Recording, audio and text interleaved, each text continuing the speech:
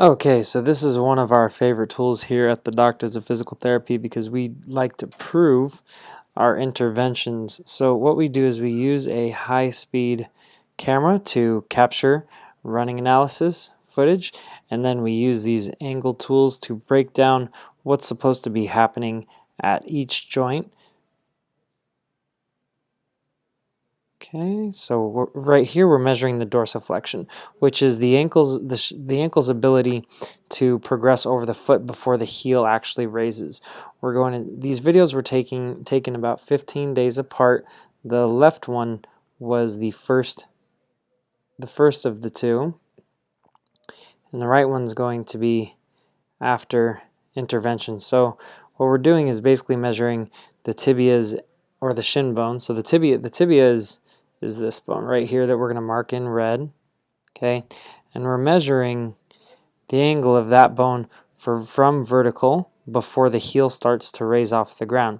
Now, if you don't have the right amount of dorsiflexion, what's going to happen is you're going to absorb all that shock through other structures. In this case, she was absorbing a lot through her Achilles tendon, and she was actually having Achilles tendonitis on both sides.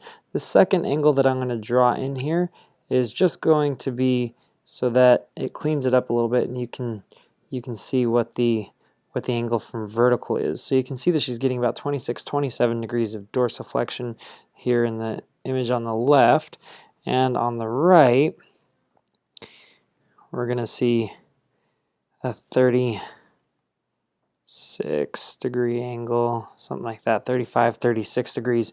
So on the right she's actually using about 7, 8, 9 degrees more of dorsiflexion to absorb that shock, meaning that for the long-term health of her ankle, hip, knee, and low back, she's going to have a much longer, much happier career running as she is in the video on the right.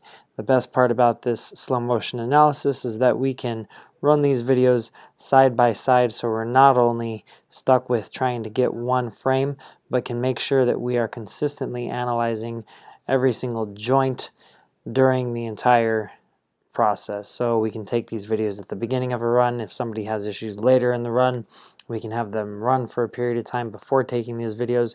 That way we can really hone in and figure out what the problem that each person is having.